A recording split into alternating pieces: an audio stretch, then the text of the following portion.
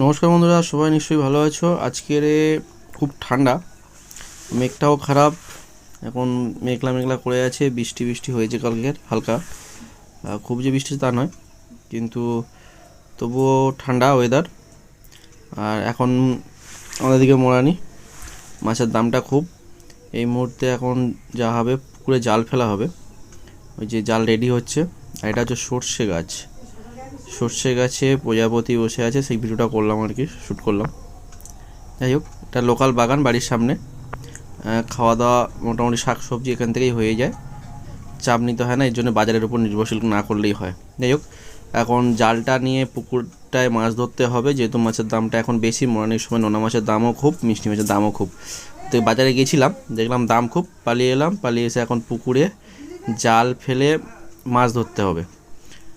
ওই জন্য কাকা বাড়ি থেকে জাল নিলাম, নিয়ে দাদা বললো আমি জাল ফেলছি, আমি ফেল। আর ওদিকে আরেক ভাই দাঁড়িয়ে আছে। দেখা যাক এখন পুকুরে মাছ পড়ে কিনা, জানি না। জাল ফেলছে, আর এখন ঠান্ডার সময় পুকুরে জাল ফেললেও মাছটা ঠিকমতো হতে চায় না, কারণ ঠান্ডার সময় মাছ ঠিক পাওয়া যায় না জাল ফেললেও। এখন মোটামুটি ফার্স্ট ক্ষেপে যা পড়লো ফাঁকা, আপাতত কিছু পড়ছে না। আবার দ্বিতীয় ক্ষেপ ফেলবে, তবে ঠান্ডার সময় মাছও বাড়ে কম। এই টাইমটায় শীতের সময় মাছের বাড়নি ক্ষমতা খুবই কম থাকে। আর যেহেতু বললাম যে মাছ পাইনি, যেভাবে হোক মাছ ধরতেই হবে, মাছের দাম খুব। ওই জন্য বেচারি লেগেছে ও, যে যেভাবে হোক মাছ ধরতে হবে। ওর হয়ে গেলে আবার আর একটা পুকুরে ফেলতে যাবো, আমার পুকুরটায়। দাদাদের পুকুর, দাদা ফেলছে। ওর হয়ে গেলে আবার আমাকে যেতে হবে। তবে এইবার জালটা ভালো ফেলেছে আগের বার থেকে। দেখি মাছটা পড়ে কিনা, যাই না। আশা করছি কিছুটা হয়তো পড়বে, ছোটো মাছ তো আজ, কারণ এই জাল যেতে যেতে বড়ো মাছগুলো জালের তলা থেকে বাড়িয়ে যাবে। দেখি জালটা টানুক। যাই হোক, মোটামুটি পুকুরটা চারদিকে খোঁড় হয়ে গেছে। মোটামুটি একটা ভারী বর্ষা বা ভারী বন্যা ফন্যা হলে খুব সুন্দরভাবে মাছগুলো পালিয়ে যাবে। কারণ আমাদের এদিকে তো নোনা বন্যা হয় 2-3 বছর অন্তরে একবার। আর নোনা বন্যা না হলেও আকাশ বন্যাতে মোটামুটি 2-1 বছর আগে আকাশ বন্যাতে ভালো মাছ বাড়িয়ে গেছে। পুকুরে বড় বড় মাছ পুষবো, আর নোনা বন্যা বা আকাশ বন্যাতে মাছগুলো পালিয়ে যাবে কিংবা মরে যাবে। এটাই হচ্ছে আমাদের নসিব। যাই হোক, এটা প্রতি বছর, 2-3 বছর এটা হয়েই থাকে, আমাদের কমন হয়ে গেছে এটা। বালির দ্বীপে, এটা সুন্দরবন গোসাবা বালির দ্বীপ। যাই হোক, মনে হয় চুনো মাছ ফাছ কিছু পড়েছে। বেচারি জাল নিয়ে দেন, যেহেতু দূরে থেকে বুঝতে পারছি না। তা এদিকে আর একজন দাঁড়িয়ে বলছে হ্যাঁ তোর কী মাছ পড়লো দেখবে কার। যাই হোক, মোটামুটি জাল ঝাড়ছে না। বড় মাছ হলে তো আসতো, তার মানে পড়েনি কনফার্ম। যাই হোক, জালটা ফেলেছে, আপাতত মাছ পড়েনি। আর ওদিকে ডলি বৌদি এসছে পুকুর ঘাটে, থালা বাসন ধুইছে। আর এদিকে দাদা যাচ্ছে জাল নিয়ে ফেলতে। না, আর একটা ক্ষেপ ফেলবে নাকি? হ্যাঁ ফেলবে। ও মাছ পড়ছে না, তবু এক ক্ষেপ ফেলবে। এইবারে দেখা যাক। পুকুর ঘাটের সামনেই মনে হয় ফেলবে। পুকুর ঘাটের সামনে মাছটা থাকে ভালো, কারণ থালা বাসন দেওয়া হয়, এদিকে ভাতটা ফেলা হয়, তো ভাত পড়লে খাবারটা পায়, অর্থাৎ মাছগুলো ঘাটের ধারে আসে। তো যাই হোক, ও মোটামুটি ফেলছে সামনে। দেখি এবারে কি হয়।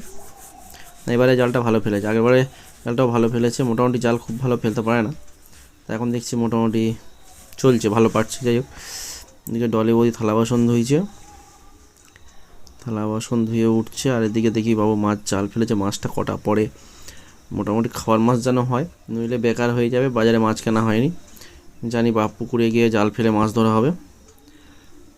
দেখা যাক কী হচ্ছে। আর এদিকে পুকুরে গোড়ায় তো এক আলের ধারে একদম মাটি নাই, সব খড় হয়ে গেছে। আর মাছ থাকার উপযুক্ত জায়গা এগুলো, খড়গুলোই। কারণ খড়ে জাল পড়বেও না, খাওয়াও পাবে না। অর্থাৎ চা করতে হবে পুকুরের মাঝখানের উপর থেকে। আর সব মাছ যদি খড়ে ঢুকে যায় তাহলে তো কোনো গল্প নেই, তারা আনন্দের সোহাগা, কিন্তু আমরা মাছ পাবো না, এটাই দুষ্কর ব্যাপার। যাই হোক, হ্যাঁ অনেকগুলো মাছ দেখা যাচ্ছে এবারে। দেখি দেখি দেখি দেখি তেলাপিয়া, জাপানি পুঁটি। তেলাপিয়া জাপানি, এই তেলাপিয়া আজকের বাজারে, গোসাবার বাজারে 150 টাকা কিলো। আর জাপানি পুঁটিও 14, মানে 140। আর এই ছোটো ছোটো পোনা মাছগুলো ছেড়ে দেবে মনে হচ্ছে, এগুলো তো আর খাওয়া যাবে না, ছেড়ে দেবে। যাই হোক, মাছ ফাছ ধরার পরে আমি একটু মাঠের দিকে এসেছিলাম, একটা কাজ ছিল বাগানে, কাজটা মিটিয়ে এখন বাড়ির দিকে যাচ্ছি। এই হচ্ছে আমাদের খাল। এই খাল দিয়ে আমাদের এই মাঠের সব জল বর্ষাকালে এই খাল দিয়ে চলে যায় নদীতে। এই যে বাঁ সাইডে যে খালটা, সব জল চলে যায় নদীতে, এই খাল দিয়েই যায়। খালটা দেখালাম আর কি। আর ডান সাইডে আমাদের নদীমাত। আর আকাশটা দেখুন খুব মেঘলা করে আছে, ওয়েদারটা খুবই খারাপ, ঠান্ডা। আজকে সূর্যর মুখ দেখতেই পাইনি। যাই হোক, মোটামুটি ওয়েদারটা খুবই খারাপ, ঠান্ডা ঠান্ডা ওয়েদার। আর এদিকে এবছর খালটা খানিকটা কাটানোর চিন্তা ভাবনা আছে, মাটি তুলে ঘরের কাজে লাগানো। তো দেখা যাক, যদি সময় থাকে এবছর এগুলো করতে হবে। যাই হোক, এখান থেকে বাড়ি আরও কাজ আছে। এবার যাবো রাস্তার উপরে।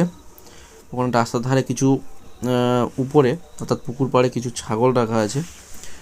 ছাগলগুলো আমারই, আনতে যাব। তো রাস্তাটা আপনাদের দেখাই, মেন রাস্তাটা, বিরাজনগরের মেন রাস্তা। এটা হচ্ছে আমাদের বাড়ির রাস্তা। এটা পুকুর পাড়, সাইডে কলা গাছ, বাগান, আর এপাশে রোড, মেন রোড। এটাই হচ্ছে আমাদের বালিদ্বীপের মেন রোড। দেখিয়ে দিলে, এই এটা হচ্ছে সোজা ঘাটে চলে যাবে, ফেরিঘাট। এই রাস্তার মাথায় চলে গেলে ফেরিঘাট। এই যে পুকুর, এই পুকুরেই ছাগলগুলো বাঁধা আছে, এইগুলো নেওয়ার জন্যই আমার আশা। দেখি ছাগলগুলো, হ্যাঁ ঠিক আছে, ওই ছাগল দেখা যাচ্ছে। যাই যাই যাই যাই, এই যে মোটামুটি এদের খাওয়া পেট ভাট ভর্তি। যাই হোক, ভিডিওটা আজকের এই অবধি। সবাই ভালো থাকবেন, নমস্কার, টাটা।